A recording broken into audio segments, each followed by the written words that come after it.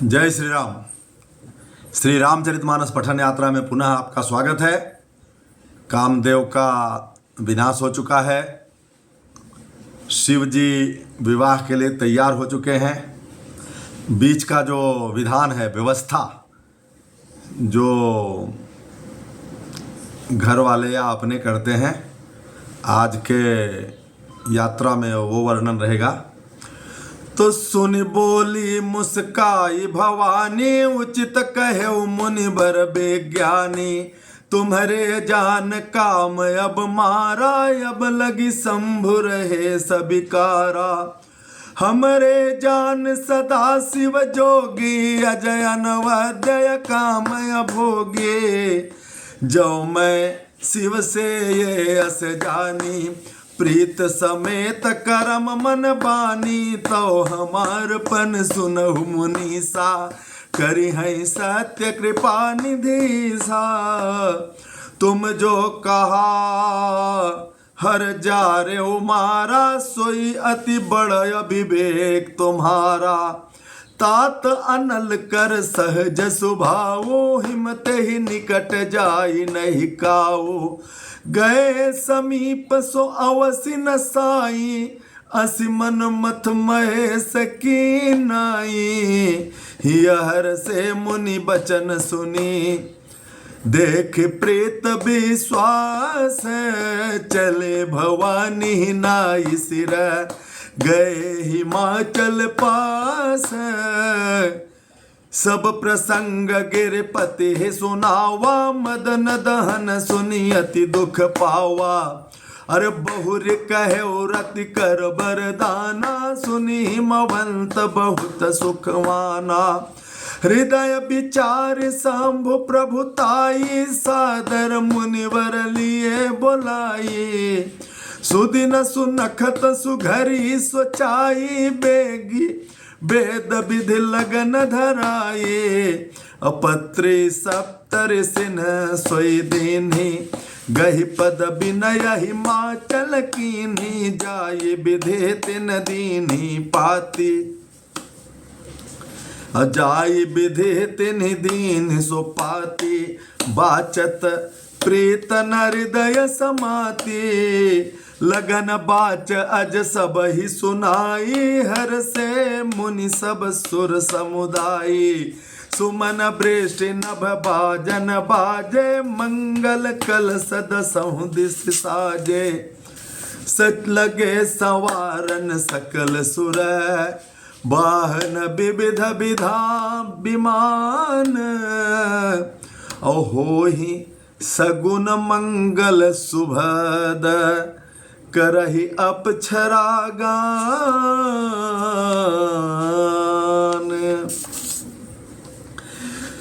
जय श्री राम।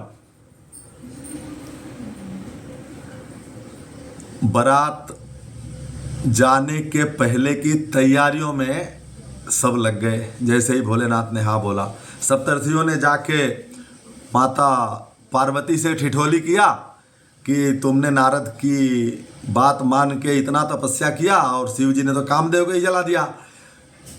तो माता का उत्तर था, माता मुस्कुरा के बोली, हे विज्ञानी मुनियों, बहुत दिमाग है आप लोगों के पास, बहुत ज्ञान है। आपने उचित ही कहा। आपकी समझ ही उतनी है कि शिव जी ने कामदेव को अब जलाया है। अब तक तो वे विकार मुक्त कामी ही रहे, किंतु हमारी समझ से, माता बोलती हैं, हमारी समझ से शिव सदा से ही योगी, अजन्मे, अनिंद्य, काम रहित और भोग रहित हैं। यदि मैंने शिव जी को ऐसा समझकर ही मन वचन और कर्म से प्रेम सहित उनकी सेवा की है, तो हे मुनीश्वरों सुनो, वे कृपा निधान भगवान मेरी प्रतिज्ञा को सत्य करेंगे। आपने जो यह कहा कि शिवजी ने कामदेव को भस्म कर दिया, यही आपका सबसे बड़ा अविवेक है। प्रेम के सामने ज्ञान नहीं चलता। हे तात, अग्नि का तो यह सहज ही स्वभाव है कि पाला उसके समीप कभी जा ही नहीं सकता। मतलब शिव जी अग्नि है और ये काम विकार जो है, जितने भी विकार हैं वो पाले के समान हैं। तो जहाँ आग जल रही हो वहाँ पाले का असर कहाँ होगा, वो तुरंत खत्म ही हो जाएगा।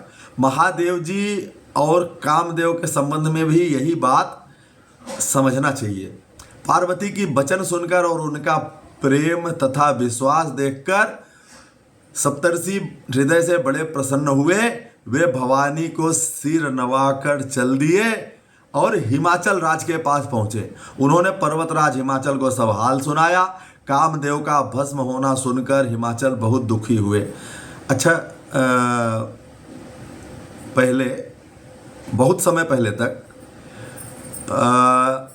किसी का आपसे कोई संबंध हो या ना हो, लेकिन किसी के बारे में अगर कुछ दुखद घटना सुनते थे तो बहुत दुख करते थे लोग। बहुत ऐसा लगता था जैसे कोई अपना ही परेशान हो रहा है। आज के जैसा नहीं कि सुन लिया तो प्रसन्न हो गए, अरे चलो यार हम अकेले नहीं परेशान है, वो फलाना भी परेशान है। ऐसी वाली स्थिति नहीं थी। स्थिति थी कामदेव और हिमाचल राज का दूर दूर तक कोई रिश्ता नहीं रहा होगा सामान्य मनुष्य के अलावा, लेकिन सुने तो दुख हुआ। लेकिन जब सप्तर्षियों ने रति को दिया हुआ वरदान बताया तो हिमवंत फिर खुश हो गए। चलो ठीक है, थोड़े दिन का विक्षोभ रहेगा, बाद में फिर कामदेव अपने स्वरूप में आ जाएंगे।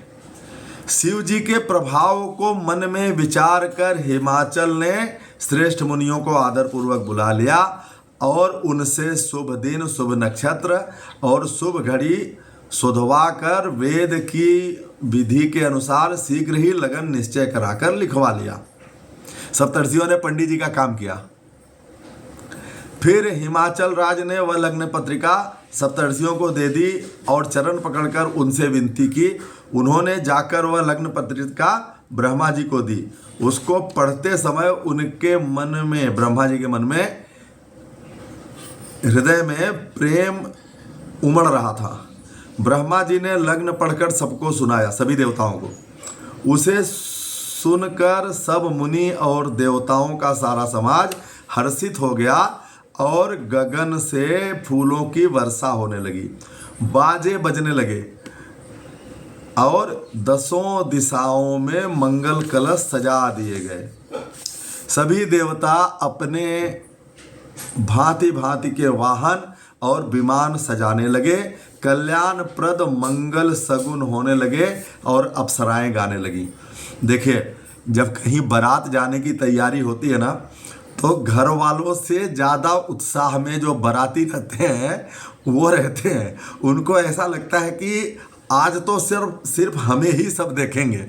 अच्छा, भोलेनाथ का जो श्रृंगार है, कैसा श्रृंगार होगा आप सब जानते हैं, लेकिन गोस्वामी जी जो लिखा है, सुना तो आपने पहले भी होगा, लेकिन यात्रा के अगले भाग में उस पर हम चर्चा करेंगे। तो देखिए, आपसे एक बात हाथ जोड़ के मैं कह दूं, न तो मुझे कोई ज्ञान है और न तो मैं कोई कथा या प्रवचन कर रहा हूं। सिर्फ और सिर्फ श्री रामचरितमानस में जो गोस्वामी जी ने लिखा है वही मैं पढ़कर सुना रहा हूँ। जिसको श्री रामचरितमानस पढ़ने का समय नहीं मिलता है तो वो आते जाते 2-3 दोहा जो मैं रिकॉर्ड करके आप लोगों के समक्ष प्रस्तुत करता हूँ उसमें सहभागी होकर पठन का लाभ ले सकते हैं। और थोड़ा सा कहीं कहीं विकृतियाँ भी आ रही हैं, वो कुछ अशुद्धियाँ भी आ रही हैं पाठ में। तो देखिए, हमारा कोई एडिटिंग नहीं रहता, जो सामने बैठ के पढ़ा और रिकॉर्ड किया वही डाल देता हूँ। तो कृपा करके बड़े हृदय से उसको, जो अशुद्धियाँ हैं या जो पाठ में त्रुटियाँ हैं, उनको, जो शब्दों की त्रुटियाँ हैं, उनको क्षमा करते हुए अपना प्रेम ऐसे ही बनाए रखिए। और हाँ, जो आप लोगों का प्रेम मिल रहा है, जो आप लोग जुड़ रहे हैं, उसके लिए आप लोगों का बहुत बहुत धन्यवाद। जय जय श्री राम। भोले बाबा की बारात कल निकलेगी और उनका मतलब अगले भाग में यात्रा के, और उसमें हम लोग सहभागी होंगे, है ना, होंगे ना सहभागी।